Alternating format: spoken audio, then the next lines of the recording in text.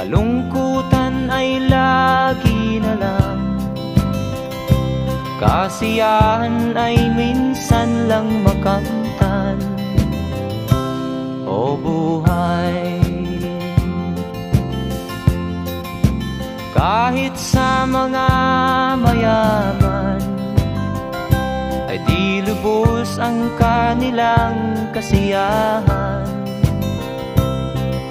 Sa buhay ng mahirap ay gayon din, lalo pat kay dami mong mga utang. O buhay,